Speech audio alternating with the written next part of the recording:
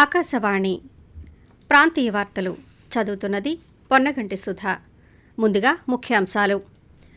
మోంతా తుఫాను కారణంగా రాష్ట్రానికి సుమారు 5,265 కోట్ల రూపాయల మేర నష్టం వాటిల్లిందని ముఖ్యమంత్రి నారా చంద్రబాబు నాయుడు పేర్కొన్నారు. తుఫాను వల్ల నష్టపోయిన రైతులను ప్రభుత్వం అన్ని విధాలా ఆదుకుంటుందని ఉప ముఖ్యమంత్రి కె పవన్ కళ్యాణ్ హామీ ఇచ్చారు. తుఫాను బాధితులకు ఆర్థిక సాయంతో పాటు నిత్యావసర సరుకులు పంపిణీ చేస్తున్నామని మంత్రి నాదెండ్ల మనోహర్ తెలిపారు.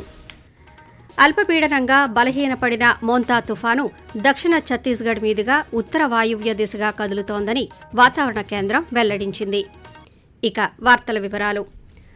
మోంతా తుఫాను కారణంగా రాష్ట్రానికి సుమారు 5,265 కోట్ల రూపాయల మేర నష్టం వాటిల్లిందని ప్రాథమికంగా అంచనా వేసినట్టు ముఖ్యమంత్రి నారా చంద్రబాబు నాయుడు తెలిపారు. అమరావతిలో ఈరోజు తుఫాను నష్టంపై ముఖ్యమంత్రి సమీక్ష నిర్వహించారు. అనంతరం పాత్రికేయులతో మాట్లాడుతూ వ్యవసాయ రంగానికి 829 కోట్ల రూపాయలు, R&Bకి 2,079 కోట్ల రూపాయల మేర నష్టం వాటిల్లిందని వెల్లడించారు.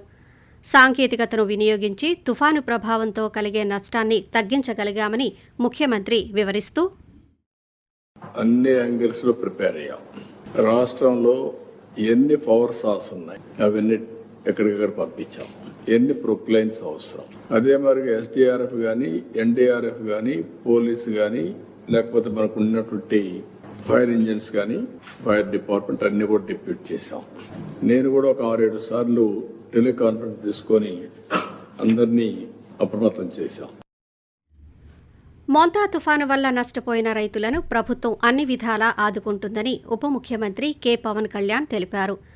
కృష్ణా జిల్లా అవనిగడ్డ నియోజకవర్గంలో పర్యటించిన ఉప ముఖ్యమంత్రి తుఫాను కారణంగా దెబ్బతిన్న పంటలను ఈరోజు పరిశీలించారు.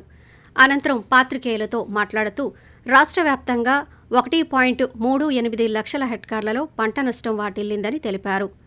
ప్రభుత్వం ముందస్తు సన్నద్దతతో తుఫాను నష్ట తీవ్రతను తగ్గించగలిగామని, దెబ్బతిన్న రహదారులకు మరమ్మతులు చేపడుతున్నామన్నారు. పల్లెపు ప్రాంతాల్లో నిల్వ ఉన్న నీటిని తొలగించడంతో పాటు అంటువ్యాధులు ప్రబలకుండా గ్రామాల్లో పారిశుద్ధ్య ప్రక్రియను ప్రారంభించామని, పునరావాస కేంద్రాల నుంచి ఇంటికి వెళ్లే బాధితులకు ఆర్థిక సాయాన్ని కూడా అందజేస్తున్నట్టు పవన్ కళ్యాణ్ తెలిపారు. తుఫాను బాధితులకు ఆర్థిక సాయంతో పాటు నిత్యావసర సరుకులు పంపిణీ చేస్తున్నామని రాష్ట్ర పౌర సరఫరాల శాఖ మంత్రి నాదెండ్ల మనోహర్ తెలిపారు. గుంటూరు జిల్లా తెనాలిలో ఏర్పాటు చేసిన పునరావాస కేంద్రాల్లో 649 కుటుంబాలకు నిత్యావసర సరుకులను మంత్రి ఈరోజు పంపిణీ చేశారు. ఈ సందర్భంగా ఆయన మాట్లాడుతూ పునరావాస కేంద్రాల్లో నిర్వాసితులకు ఇబ్బందులు కలగకుండా అన్ని ఏర్పాట్లు చేశామన్నారు.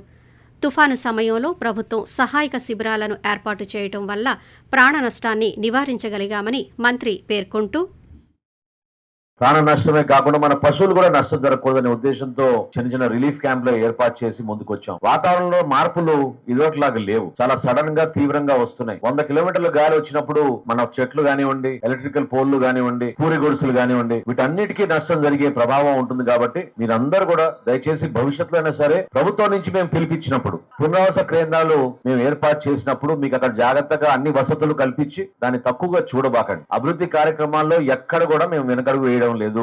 ఈ కేంద్రాలకు వచ్చి నివసించారో ఈ 4 రోజులు వాళ్ళ వరకు గుర్తించాం. యువతకు నైపుణ్య శిక్షణ ఇస్తూనే వారి ఉన్నత విద్యకు సహకరించేలా ప్రభుత్వం అండగా నిలుస్తుందని ముఖ్యమంత్రి నారా చంద్రబాబు నాయుడు స్పష్టం చేశారు. అమరావతిలోని రాష్ట్ర సచివాలయంలో నైపుణ్యాభివృద్ధి శిక్షణపై ముఖ్యమంత్రి ఈరోజు సమీక్ష నిర్వహించారు. ఈ సందర్భంగా మాట్లాడుతూ నైపుణ్యం పోర్టల్ రాష్ట్రంలో ఉద్యోగాల కోసం ఎదురుచూసే వారికి ఒక మార్గంగా ఉండాలని అధికారులకు సూచించారు.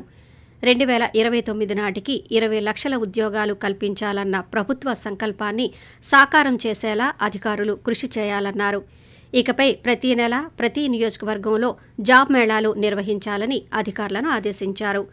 నవంబర్లో విశాఖలో జరిగే భాగస్వామ్య సదస్సు నాటికి నైపుణ్యం పోర్టల్ ప్రారంభించి అందుబాటులోకి తీసుకురావాలన్నారు. నైపుణ్యాభివృద్ధి శిక్షణ పొందిన వారికి ఇక నుంచి అధికారికంగా ధ్రువపత్రాలు జారీ చేయాలని ముఖ్యమంత్రి సూచించారు. ఆకాశవాణి ప్రాంతీయ వార్తలు వింటున్నారు. అల్లూరి సీతారామరాజు జిల్లాలో మోంతా తుఫాను ప్రభావం ఇంకా కొనసాగుతూనే ఉంది. ఈరోజు తెల్లవారుజాము నుంచి ఎడతెరిపి లేకుండా వర్షం కురవడంతో వాగులు ఉధృతంగా ప్రవహిస్తున్నాయి. పాడేరు విశాఖపట్నం మార్గంలో వంజంగి కాంతమ్మ వ్యూ పాయింట్ ఘాట్ రోడ్లో కొండ చర్యలు విరిగిపడి రహదారి కొట్టుకుపోవడంతో రాకపోకలు నిలిచిపోయాయి. ఇప్పటికే అరకు, పాడేరు, చింతపల్లి ఘాట్ రోడ్లను పూర్తిగా మూసివేసి అత్యవసర పరిస్థితుల్లో మాత్రమే రాకపోకలకు అనుమతిస్తున్నారు. వాగులు, వంకలు పొంగి ప్రవహించడంతో ప్రజలు ఎవరూ వాటిని దాటే ప్రయత్నం చేయవద్దని, సురక్షిత ప్రాంతాల్లో ఉండాలని అధికారులు హెచ్చరికలు జారీ చేశారు. తెలంగాణ రాష్ట్రంలో కురిసిన వర్షాలకు ఎన్టీఆర్ జిల్లా పెనుగంచిప్రోలు వద్ద మున్నేరు నదికి వరద ఉధృతి పెరుగుతోంది. ఈ నేపథ్యంలో మున్నేరుతో పాటు కృష్ణానదిలో వరద ప్రవాహాన్ని నిరంతరం పర్యవేక్షిస్తున్నామని జిల్లా కలెక్టర్ డాక్టర్ జి. లక్ష్మీసా తెలిపారు. ఈరోజు పోలీస్ కమిషనర్ ఎస్వి రాజశేఖర్ బాబు, నందిగామ శాసనసభ్యులు తంగిరాల సౌమ్యతో కలిసి కలెక్టర్ వివిధ ప్రాంతాల్లో మున్నేరు వరద పరిస్థితులను పరిశీలించారు. ఈ సందర్భంగా లక్ష్మీసా మాట్లాడుతూ కృష్ణా, మున్నేరు, కట్టలేరు, వైరా, పాలేరులోని ప్రవాహాలపై ప్రత్యేకంగా దృష్టి పెట్టామని, మున్నేరుకు ఇరువైపులా ఉన్న 40 గ్రామాల ప్రజలను అప్రమత్తం చేశామని తెలిపారు. ఎవరికీ ఎక్కడా ఎలాంటి ఇబ్బంది లేకుండా ముందు జాగ్రత్తలు తీసుకున్నామని, గ్రామ సచివాలయాలు, పాఠశాలలను సిద్ధంగా ఉంచామని అన్నారు. సర్దార్ వల్లభాయ్ పటేల్ 150వ జయంతిని పురస్కరించుకుని ముందస్తుగా తిరుపతిలో జాతీయ సమైక్యతా ర్యాలీని ఈరోజు నిర్వహించారు. శ్రీ వెంకటేశ్వర విశ్వవిద్యాలయం ఉపకులపతి టి. నరసింగరావు జెండా ఊపి ర్యాలీని ప్రారంభించారు. బాలాజీ కాలనీ సర్కిల్ నుంచి తుడా కార్యాలయం వరకు చేపట్టిన ఈ ర్యాలీలో విద్యార్థులు, వైద్య విద్యార్థులు, సిబ్బంది పెద్ద ఎత్తున పాల్గొని ఏక్ భారత్ శ్రేష్ఠ భారత్ అంటూ నినాదాలు చేశారు.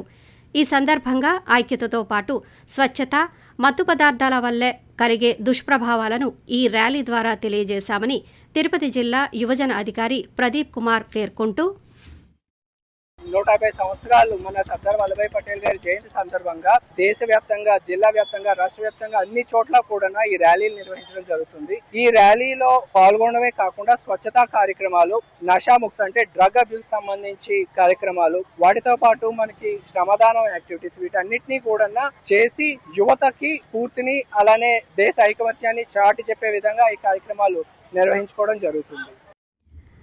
పశ్చిమ గోదావరి జిల్లాలో తుఫాను పంట నష్టం అంచనాలను ప్రభుత్వానికి సమర్పించి నిబంధనల మేరకు రైతులకు సహాయం అందించేలా కృషి చేస్తానని జిల్లా కలెక్టర్ చదలవాడ నాగరాణి అన్నారు. తాడేపల్లిగూడెం మండలంలోని కృష్ణాయపాలెం, పెంటపాడు మండలంలోని రావిపాడు, గణపవరం మండలంలోని చిలకంపాడు గ్రామాల్లో ఈదురుగాలులకు నేలకొరిగిన పంట పొలాలను తాడేపల్లిగూడెం శాసనసభ్యులు, ప్రభుత్వ విప్ బొలిశెట్టి శ్రీనివాస్తో కలిసి కలెక్టర్ ఈరోజు పరిశీలించారు. మహిళల వన్డే ప్రపంచ కప్ 2025లో భాగంగా ముంబై వేదికగా ఈరోజు భారత్, ఆస్ట్రేలియా జట్ల మధ్య 2వ సెమీఫైనల్ క్రికెట్ మ్యాచ్ జరుగుతోంది. తొలుత టాస్ గెలిచిన ఆస్ట్రేలియా 40 ఓవర్లు పూర్తయ్యేసరికి 5 వికెట్ల నష్టానికి 254 పరుగులు చేసింది. వాతావరణం.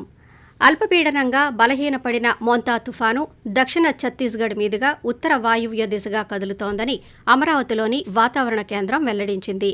దీనికి అనుబంధంగా సముద్ర మట్టానికి 7.6 కిలోమీటర్ల ఎత్తులో ఉపరితల ఆవర్తనం కొనసాగుతోందని పేర్కొంది. దీని ప్రభావంతో రాష్ట్రంలో రానున్న 2 రోజుల పాటు తేలికపాటి నుంచి ఒక మోస్తరు వర్షాలు కురిసే అవకాశముందని వాతావరణ కేంద్రం అధికారిణి జి. లక్ష్మి తెలియజేస్తూ, నిన్నటి తీవ్ర తుఫాను మోంతా అవశేషం అదే ప్రాంతంలో కొనసాగుతుంది. దీని ఫలితంగా రాష్ట్రంలో రాగల 2 రోజుల వరకు వాతావరణ సూచనలు తేలికపాటి నుంచి మోస్తరు వర్షాలు లేదా ఉరుములతో కూడిన జల్లులు కొన్ని చోట్ల కురిసే అవకాశం ఉంది. ఉరుములతో కూడిన మెరుపులు 1 లేదా 2 చోట్ల సంభవించే అవకాశం ఉంది. మరియు బలమైన గాలులు గంటకు 30 నుంచి 40 కిలోమీటర్ల వేగంతో వీచే అవకాశం ఉంది. ఆకాశవాణి ప్రాంతీయ వార్తలు ముగించే ముందు ముఖ్యాంశాలు మరోసారి. మోంతా తుఫాను కారణంగా రాష్ట్రానికి సుమారు 5,265 కోట్ల రూపాయల మేర నష్టం వాటిల్లిందని ముఖ్యమంత్రి నారా చంద్రబాబు నాయుడు పేర్కొన్నారు. తుఫాను వల్ల నష్టపోయిన రైతులను ప్రభుత్వం అన్ని విధాలా ఆదుకుంటుందని ఉప ముఖ్యమంత్రి కె. పవన్ కళ్యాణ్ హామీ ఇచ్చారు. తుఫాను బాధితులకు ఆర్థిక సాయంతో పాటు నిత్యావసర సరుకులు పంపిణీ చేస్తున్నామని మంత్రి నాదెండ్ల మనోహర్ తెలిపారు. అల్పపీడనంగా బలహీనపడిన మోంతా తుఫాను దక్షిణ ఛత్తీస్గఢ్ మీదుగా ఉత్తర వాయువ్య దిశగా కదులుతోందని వాతావరణ కేంద్రం వెల్లడించింది. ఆకాశవాణి ప్రాంతీయ వార్తలు ఇంతటితో సమాప్తం.